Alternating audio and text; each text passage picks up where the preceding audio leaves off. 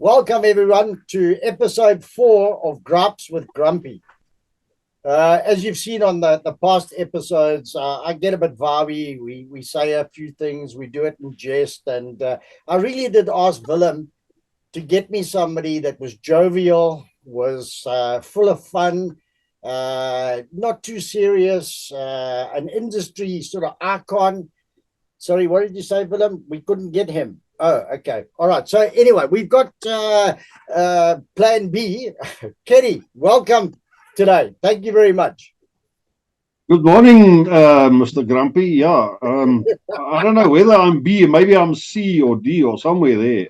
But yeah. Oh, we had to get somebody that's grumpier than me, Gerrie. So Well, you now know what? I want you to be that grumpy that it's like gripes with grumpy Gerrie, the triple G or something, you know what I mean? But welcome, Well, Gerrie. what can we say? Thanks Yeah, for maybe, joining us. as you say, maybe triple G. Gerrie, Gripes, Triple G. Grumpy, or There whatever. we go. Grumpy Gerrie. Yeah. So, Gerrie, tell us about yourself and why we're here and, what you've got lined up for us today. So, just a little bit about your history, where you've been, what you've been doing. And you're a young man. So, tell us your experience in the industry. Thanks, Gerrie. Yeah, Steve. Yeah, no, I see. At least my beard is not as white as yours, but yeah. So I've been in the plumbing industry for quite a number of years, 30 odd years, starting from construction and then getting more involved in the plumbing, and then eventually realized I needed qualification, so I went the ARPL route a number of years ago, and that's how I got my qualification. I'm currently employed with IOPSA as the National Training Manager, but I'm also involved in the auditing sector where we're doing audits and looking at all of these things, and also dealing with complaints from clients. So that's me in a nutshell. Yeah, I do become a bit grumpy at times. And today is one of those days, Steve. I want to vent today. I really want to vent. You want to vent today? Yeah. Is that what you're getting to? So, let's Yes. just make sure, Eddie, that you got your safety belt on. I don't want you jumping out of your chair and going, "My fuck, what gaan on here?" So let's just keep it chill and off we go. So what have you got for us today, Gerrie, that I haven't seen before? Well, yeah, I don't know. It's again, as I say, I want to vent. I hope I've got an open vent today. It's not dampened by a venting valve. So, but yeah, let's have a look. Willem, give us one or two of those pictures there. Yeah, so there, you know, what can we say, Steve? I was talking about open vent, and that's what the standard tells us. You need to have an open vent. I don't know how open these vents are. They seem to be fairly, I don't know. Steve, what do you say? You know, we were talking about this in other podcasts and other things that we're doing. We see this every day. This has become almost like the norm. Am I right? Wherever you go, the standard is very clear in terms of an open vent, in terms of what, Part P says, must be an open vent, etc. So now here we are, and a lot of these are complexes. Gerrie, I mean, Yep. a lot of them, they're fucking wrong. You've got 100 of them that are wrong. Well, what's interesting, Steve, is talking about complexes. And as you know, I did a bit of training with some of the building control officers in the recent past. And then some of the guys asked me, so when did this standard change? Yeah. The bad part of that is it's never changed. I actually have a photograph of a drawing that was done in 1911 with an open vent, clearly indicated. I mean, so it never changed. Somehow the guys made a decision that they don't like to have this thing sticking out the roof.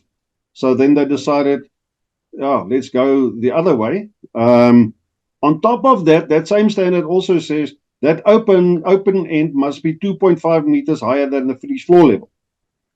Now, if we go back to that other photograph we just had now, there's definitely a problem with some people's measuring tools. I mean, maybe they must recalibrate those things, because 2.5 meters, I think, is a little bit longer than the picture on the left-hand side and the other one there, with those little things sticking out the ground there. So, yeah. The issue is with this is, the guys have got, your two-way vent valves and whatever, and they operate, and yet they will position these things as you've got at the bottom one underneath the fucking windows.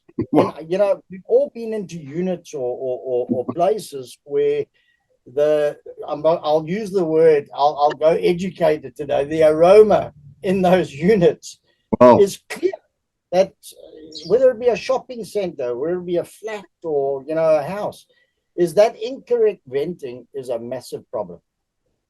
well, Steve, you know what's amazing to me is it looks like there's a specific unwritten sentence in the standard where it says that vent pipe must be in the middle of a window.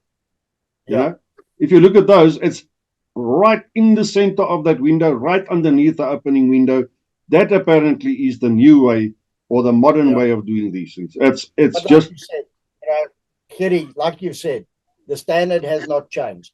I well, think, we've had Adrian Marburg, in terms of from a PIRB, IOPSA side, and his training that he does is very clear in terms of how things must be done and yeah, what is there. And as we've said, and at every podcast or whatever we call this fucking thing, is that we see this time and time again, and it's aesthetics over compliance. It's about that doesn't look great, yeah, or we've got to a stage where we're using, roofing material, aluminium, whatever sheeting, and it's like, oh no, we can't put a hole through this. So let's yeah. just terminate the bed here and we're okay. It's fucking So you get bullshit. the sense that people are willing to rather stick out the foul smells and the thing, Yep.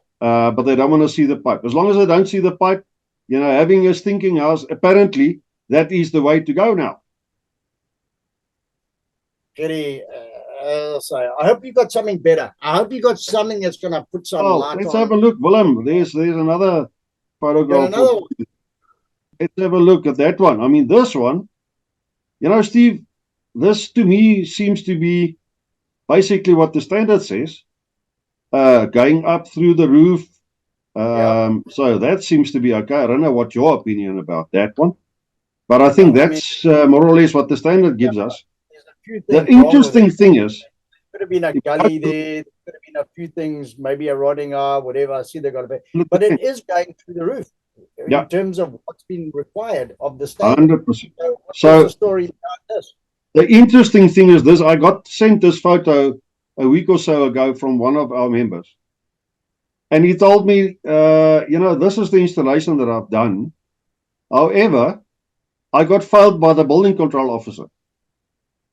So the building control officer went through the effort to send a WhatsApp photograph to say, and you see there, this is how the vent must be done at the guardhouse. Now, I ask you, what the fuck are you talking about?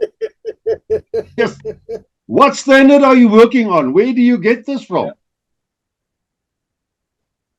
Gerrie, and this is the problem. The plumber, let's with respect to the plumber, should have stood his ground and said, go and have a look at what the standards require and how it's done before you do it. But you'll find that the plumber, he wants to do the right thing. He doesn't want to fight with anybody. He'll go out there, remove everything, put a horn bend, put a half a meter of pipe, put a fucking vent valve on it and say, I'm done. And what is he going to do? The next job that he goes to, it's in the back of his mind, I better do this. So we create this scenario of non-compliance, to make people happy that don't have the fucking knowledge. Well, Steve, again, coming back to the training we did with these building control officers, one of the first questions I asked them is, number one, do you have the standard? And I can tell you the last one I did, there was 87 people in the room, and only one had some form of a standard. The next question was, what does your bylaw say? And I got the question, can you give us the bylaw? Now I ask you, it is your fucking bylaw. How must I give it to you? Hello? Where the hell? And the question is, some of these guys have been in that job for 20 years. He doesn't have the bylaws. So how the fuck does he get his job done? See how I'm venting now already. Ay. Well, at least you vent better than the fucking vents you've just shown us. So anyway, so have you got one that's got a bit of ray of sunshine? I mean, we talking cuck, and it's a real cuck story, but Well, all I can say is this, let's have a look at this one. That's the way. So let's have a look at this one, Steve. There's another interesting thing here. This is a complex by one of the biggest developers in the country. And so if we look at that one, there's no vent going through the roof. It's terminating right under the roof, basically. Then they've got a vent horn on the second floor under the opening window again, and another one on the first floor under the window again. And then on the left-hand side, there's a vent terminating right under the veranda. I mean, what are you doing here? I don't know. And then I asked the guy, why do you do it that way? No, it's cost effective. Now, Steve, I don't know. I'm not a mathematician, but damn it. To have extended that little pipe with 400 millimeters, in my mind, according to my calculator, is much cheaper than all of this other shit that he installed there. But Gerrie, it goes back to, if you look at that roof now, if we go back to that picture, Willem, and this is where I think we're getting a lot of our challenges, if we go back to that. So if you go and have a look at whether it's a chroma deck or whatever it is, I'm not a roofing specialist, but the problem here comes in is putting that penetration through, getting it there, and then the flashing, and then who guarantees the roof? So this question that I've had quite a few times, in terms of, the architects or the roofing guy or the engineer going, well, then how do we guarantee our work? As we know, Gerrie, you're older than I am, but, you go back to the days of when, and you shave. I don't. I need something to pull, my hair, whatever. But when I look at this, there's a clear problem. We used to be able to do lead flashing, we'd be able to do these type of things. Now that roofing material has changed, you would think somewhere along the line we would come up with a manner in which to comply with what the standards say, and at the same time protect the roof, make sure it's waterproof, etc., etc. But it's obviously clearer. Just don't put it through the fucking roof, and then we don't have a problem. And that's what we're seeing more and more and more. 100%. Steve, yeah, as you say, but there are some of these things that you can actually buy off the shelf that is a waterproof, what you call it, a flashing or whatever, a pipe flashing, if you want to call it that fits over that can make it waterproof. The problem is not that. I think the biggest problem is with the design. So the engineer, the clever person, together with the architect, which is another clever person, decided we don't want to see these little pipes sticking out through the roof. We don't want to see the pipes. We'd rather go this other route. And I think that's where the biggest problem is. We've said it before on this show. It's aesthetics over compliance, and we see it not only from a compliance point of view, but we also see it in terms of maintenance. If we go to the standards, it's very clear: accessibility, venting, etc., etc. And we see more and more of, make sure that pipe's hidden, make sure you can't get here. And it does become a problem, in terms of the understanding of what you're saying, the bylaws. So that whole thing had to go through town planning. There had to be drawings. Somebody somewhere should have picked this stuff up. Even the plumber, as we've said before, the plumber should have questioned this, in terms of the compliance. But we have it where it's like, no, I'm just going to keep my mouth shut. Somebody else is going to take responsibility for this. Well, Steve, what I can say on that is I've spoken to a couple of guys, in situations like that. And then they told me, the developer told them, you do what I say or I'll get somebody else. That's the other side of that coin, is that although they mention it, they don't really have the authority to go and change things. And this developer will quickly tell him, listen, you do it the way I tell you to do it, or I'll find another guy to come and do the work. Now, so that's one of our other dilemmas, is money is the issue. Yeah. So have we got any more? I'm sure you have. I'm sure you're going to. There's a couple of other interesting things there. So there, this one, fantastic situation here. This is in a very, very so-called Lani hotel. where I had the privilege of attending and going and actually doing training with these building control officers, as a matter of fact. And there's the fantastic one. You'll see there's 4 of these little, I don't know what to call them, stubby things right under the window, again in the center of every window. But even more concerning is this is an enclosed veranda, and you will see in the front there's a couch. So people are sitting there having lunch right there where all the shitty smell is floating. I mean, how fucking fantastic can that be to have lunch right there? Well, at least you can say the lunch was cooked, and that was it, so the food was cooked. Well, they couldn't smell the food because they only smelled the shit. I mean, so yeah, Willem, let's go. Let's move on. Let's have a look. There's next masterpiece. So here's another masterpiece. This is actually a medical clinic, and you will note on the left-hand side there's a little toilet roll holder there. So what happened here is this is actually the paraplegic toilet that they've now utilized to install the door, and that whole section is enclosed. So the venting is there, but where the fuck do you think the smells are going? Can only go one way. That's back into the paraplegic. So it's not enough that this person is a paraplegic. Let's give you the shit. Here's some nice smells for you. I mean. So, Gerrie, we keep saying it. Back to design, what the standards call for, etc. If you go and have a look at those rooms, there's a couple of other things we could delve into in terms of, access to the drainage, etc. No gullies that are visible. The floors in terms of being them wet rooms or whatever they're doing. So I don't have all of the pictures there. But, there's a system that's broken, in terms of making sure that these designs are done correctly. And it's shocking to see what's coming up. So I think those guys before that have to get the finger. I think they have to bring the finger out. We can't go in such a way that 100%. We can go and say, thumbs up, Gerrie. We can't even do that. No, you can't go that way.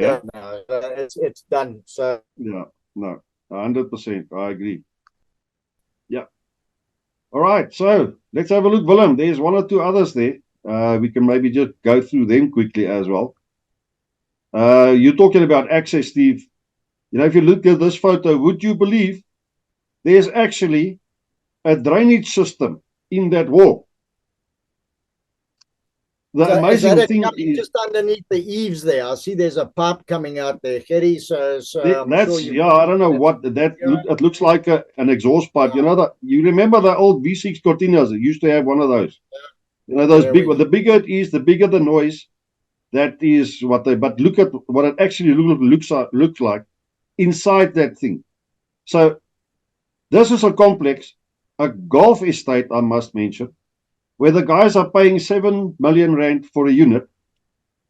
And this family was forced to move to the bottom floor because they couldn't live upstairs because of the smells. Now you can see why. So all of that is encased. I was asking, so where's the plumbing? They didn't even know. Incidentally, the unit next door had a similar problem. They started opening up, and that's what we see. That's what's actually in that wall there. Now, again, look at that vent where it's terminating right under the slab. So, I mean, it's no wonder the gases on the... What fucking riles me is that, somewhere along the line, this was approved, supposedly checked, supposedly done, the design, by the competent person, incorporating all of the standards and the relevance. So, just if we go and have a look at that, venting correctly, accessibility to stuff. And you got to ask yourself the question, aesthetics over compliance. Well, very clear in this one, as you said earlier, we don't want to see any pipes. Yeah. We don't want to see anything. But yet that totally contradicts the fucking standards in terms of what a plumbing system should be and how it operates functionally, fully functional. And that is scary. 100%. And that client asked me, so, can I now chase the plumber? And I said, well, you can try. But my starting point would be, who designed this whole system, number one? Because you can only install according to the drawing or the plan that was submitted, which again was approved by an officer doing the inspection on this thing.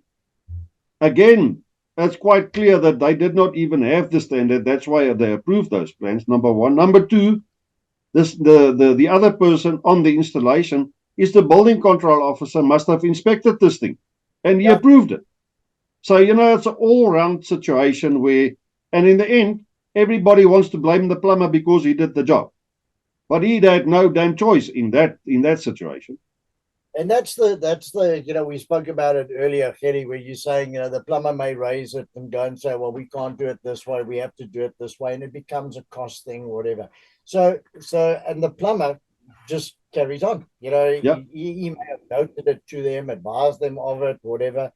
But these are shocking. I mean, I don't even know what to say when you see places like this. It leaves you without words, Steve. The bad thing, I think on top of everything, this plumber went and he issued a COC for this work.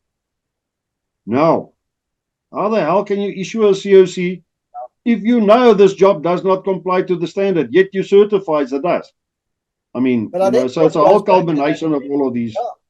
But I think what happens with that, and we've had this discussion before, where the plumber, in respect to what he's done by issuing a COC, they will advise that they've done the work in accordance with the drawing, or B, the design of a competent person. So therefore, the plumber has followed the instruction or the guidelines of the developer, not the developer, the designer.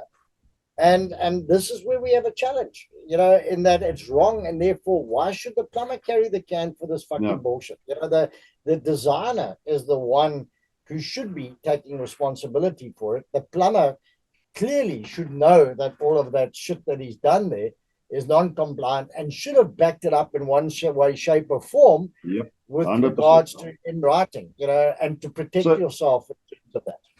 So Steve, that touches on another thing in terms of COCs. In this case, the COC said he did the hot water, cold water supply and the drainage installation. That's it. That's where it stopped. Yeah. He should have mentioned, I did it in accordance with the approved drawing and plan, and this is the person that did the design. Then he would have covered himself. But now he's opened the door for problem. So that's another thing which is, I think, critical for the plumbers to understand. If nobody else will protect you, if you don't do it yourself, you are in big shit, my man. Here comes all the shit. Again.